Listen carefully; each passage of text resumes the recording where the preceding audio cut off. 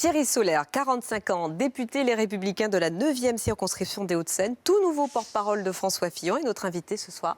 Bonsoir. Bonsoir. Merci d'avoir répondu à notre invitation. Avant de vous interroger sur l'actualité politique, une réaction à la mort de Marcel Gottlieb. Puisque vous avez 45 ans, on a donc le même âge, je pense qu'on a eu à un moment les mêmes références. Vous avez aussi beaucoup lu Gottlieb. Toujours de la tristesse, bien sûr, parce que c'est un visage qui disparaît et c'était quelqu'un de très talentueux. Voilà. Et c'est toujours triste de voir les gens partir, les époques qui passent. Vous aviez un personnage que vous aimiez en particulier ou des dingos dossiers? Non, pas particulièrement. C'était pas particulièrement moi. Enfin voilà, j'avais des souvenirs d'enfance autour de lui, mais j'ai pas de souvenirs qui me reviennent. Ça fait partie de ces visages que j'ai moi dans les années 80, familiers, 90, qui nous ont un peu toujours accompagnés au fond.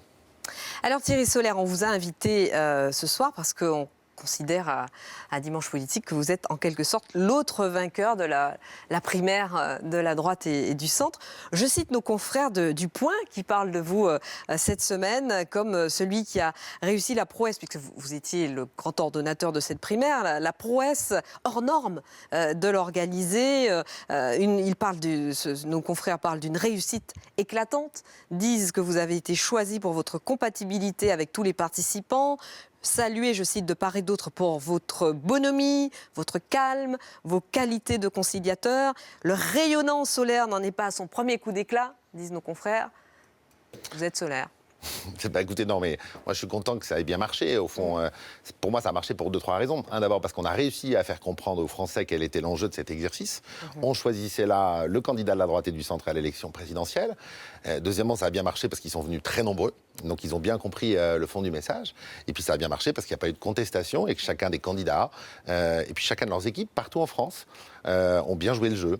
Et on a mobilisé plus de 80 000 personnes sur le territoire national et ça a permis d'accueillir dans des conditions satisfaisantes tous ces Français qui, au fond, avaient compris qu'on choisissait là notre candidat pour la présidentielle. Mais vous croyiez, au moment où vous organisiez l'architecture de ces primaires, vous croyiez déjà au fait que beaucoup de monde allait se déplacer, que vous faites le double de la primaire socialiste de 2011. Je voyais que les Français, ils veulent l'alternance. La politique est menée par ce gouvernement. Je voyais aussi les difficultés qu'avait connues ma famille politique après la défaite de 2012 et l'image pas terrible, objectivement légitime qu'on avait donnée collectivement. Et à partir du moment où, au fond, ils s'étaient mis d'accord sur ces primaires et qu'ils m'avaient confié le soin d'en faire les règles, au fond, de créer un consensus autour de règles bien solides, et qu'ils acceptaient tous, au fond, cette règle du jeu, je me disais que si on allait au bout, il n'y avait pas de difficulté. D'ailleurs, Nicolas Sarkozy, qui n'a pas gagné cette primaire, loin s'en faut, moi je lui donne que ce crédit-là. Il s'est fait réélire président de ma famille politique il y a maintenant 2 ans, après toute la crise qu'on avait connue. Et au fond, il a permis le fonctionnement de cette primaire, il a aussi permis le financement, le préfinancement de la primaire. Ça ne lui a pas été bénéfique dans le résultat. Mais voilà, ce qui est bien, c'est quand collectivement les choses sont un peu solides et que ça donne, au fond, dans la vie démocratique, qui est un peu difficile en ce moment en France aussi, une image plutôt solide et rigoureuse. Alors justement, une petite parenthèse sur Nicolas Sarkozy, puisque vous faites remarquer qu'il était président des Républicains, il était aussi président de l'UMP. Quand il a quitté la présidence de l'UMP, il n'a pas été remplacé par un président. Une élection a eu lieu qui a été le fiasco concert entre François Fillon et Jean-François Copé pour prendre la direction de ce parti, qui finalement, l'UMP n'a pas eu de président après Nicolas Sarkozy.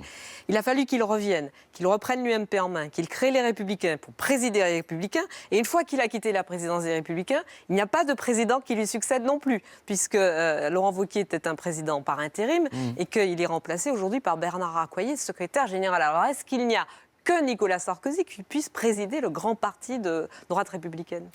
Après la défaite de 2012, il y a cette élection qui se passe très très mal. Ça s'ouvre une crise politique à l'époque. Et c'est d'ailleurs François Fillon qui exige que soit mis dans les statuts de notre parti le fait qu'il y aura des primaires en vue de la désignation de notre candidat à la présidentielle. Et puis après, on est rentré dans cette période. Nicolas Sarkozy a été élu. Le seul président qui peut être président, c'est celui qui est élu par les adhérents. Et puis on s'est mis d'accord collectivement sur des règles. Si le président du parti, Nicolas Sarkozy, est lui-même candidat à la primaire, il faut qu'il démissionne et pas qu'il revienne au lendemain. Pourquoi ? Parce qu'on avait regardé à l'époque Martine Aubry, François Hollande, le fait que Martine Aubry, ayant perdu la primaire, elle revienne au parti, ça crée un fonctionnement à deux vitesses. Et aujourd'hui, on applique la règle. François Fillon a très nettement gagné cette primaire, ce qui lui donne d'ailleurs une force importante et aussi une responsabilité importante. Et c'est lui qui met le parti en ordre de marche. Il l'a fait dès cette semaine. Concrètement, deux choses. Un, il a créé un comité politique au sein du bureau politique. Il a confié à Gérard Larcher, le président du Sénat. Il y a 7-8 personnes qui sont à l'intérieur, au fond les représentants des candidats ou les candidats à cette primaire eux-mêmes. J'y suis moi-même membre. Et puis il a confié à Bernard Accoyer le soin de mettre en œuvre les décisions de ce comité politique en tant que secrétaire général du parti. Il y a un président des Républicains ? Non, le seul président qui peut exister, c'est celui qui est élu par les adhérents.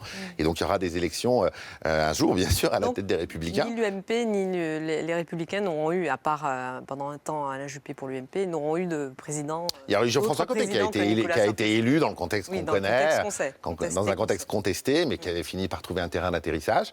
Et puis si on gagne l'élection présidentielle, il y aura un secrétaire général qui sera désigné, exactement. Alors, sur la réussite de cette primaire, j'y reviens.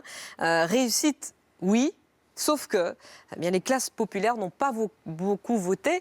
On va écouter ce que disait François Fillon, qui était de retour sur ses terres à Sablé-sur-Sarthe cette semaine. J'ai réagi avec bonheur et avec le sentiment que j'avais réussi à parler en particulier à toutes ces personnes dans les territoires ruraux qui désespèrent et dont beaucoup étaient tentés par des votes extrémistes. Et c'est pour moi évidemment très important que de réussir à convaincre des Français qui peuvent être désespérés, qui peuvent être tentés par ce vote extrémiste, de venir voter pour un candidat qui ne fait aucune démagogie et qui est exactement le contraire des populistes. Sauf que non, justement, parce qu'à cette primaire se sont exprimées essentiellement des classes moyennes élevées ou aisées dans les grandes villes, dans les quartiers les plus agréables de ces métropoles. Et finalement, dans ces 4 millions, un peu plus de votants au premier tour et tout autant, sinon plus d'ailleurs, au second tour, il n'y a pas eu beaucoup de votes populaires, il n'y a pas eu beaucoup de votes des classes les plus défavorisées. Donc est-ce que François Fillon était déjà peut-être caricaturé comme le candidat de la France conservatrice ? Est-ce qu'il sera désormais caricaturé comme celui de la France conservatrice aisée ? Moi, je note deux choses à l'issue de cette primaire. La première chose, c'est que François Fillon, le résultat est très tranché. Ça n'a pas été un vote par défaut. Et deuxièmement, j'ai regardé, moi, bureau de vote par bureau de vote. L'analyse est complexe à faire, il faut la regarder dans le détail. Je ne reconnais pas du tout ce que vous dites là. Je vois la France rurale. Je prends la Lozère, par exemple, un département comme la Lozère. 11% des habitants de ce département ont voté à la primaire. C'est considérable. C'est la France rurale. Je vois des villes populaires. Je vois regarder dans mon département Il y a des circonscriptions où 30% des inscrits ont voté. Il y a des endroits où ils ont cru que c'était carrément l'élection présidentielle et c'était le premier tour. Donc ils sont venus incroyablement massivement. Mais 11% de participation, c'est considérable pour une primaire. C'est déjà, si vous transposez ça sur un score national, une participation immense. Deuxièmement, dans les villes populaires, regardez dans mon département des Hauts-de-Seine, à Clichy, qui a été une des villes les plus populaires du département des Hauts-de-Seine, qui a été à gauche pendant très très longtemps, la queue toute la journée dans les bureaux de vote. Alors bien sûr, il peut y avoir un différentiel, parce qu'on regarde trop des villes très crantées à droite, qui sont très fortement mobilisées. Mais moi, notamment dans les villes du Nord, par exemple, y compris une ville comme Roubaix, où il y a effectivement une composante populaire et classe défavorisée très importante, on voit bien que dans les quartiers défavorisés, on s'est très peu mobilisé pour ces... Alors on s'est moins mobilisé, mais pas très peu. On passe de 5 à 20 ou 25-30%. Oui, mais encore une fois, quand vous arrivez dans des endroits où vous avez 40% de participation à la primaire, ça ne devient même plus une primaire. Au fond, c'est des scores d'élection, c'est des scores de participation à des élections. Par contre, on a dans tous les endroits, même dans les endroits très populaires, une mobilisation qui a eu lieu. Après, moi, je ne nie pas, bien sûr, qu'il y a des endroits en France où il y a beaucoup de désespérance. Et au fond, le sujet n'est pas tant qui votent ou pas à la primaire de la droite et du centre ou ailleurs, c'est que les gens ne croient plus à rien. Et ce qu'on veut faire avec François Fillon, c'est avoir un projet de redressement de la France pour tout le monde, pas pour une catégorie, pas pour les jeunes ou pour les vieux ou pour les actifs ou pour les retraités, pas pour les fonctionnaires ou pour les gens du privé, pour tous les Français. La France aujourd'hui, elle a une réalité. François Fillon, c'est tout sauf la démagogie. Il l'a dit clairement pendant toute la campagne. Il y a 8 millions de pauvres en France, 8 millions. Il y a 6 millions de chômeurs. On a une économie qui ne fonctionne pas parce qu'on n'a pas pris les décisions courageuses qui devaient être prises depuis longtemps. Il y a 8 millions de pauvres et 6 millions de chômeurs. Et pourtant, François Fillon annonce une baisse de 100 milliards d'euros des dépenses publiques.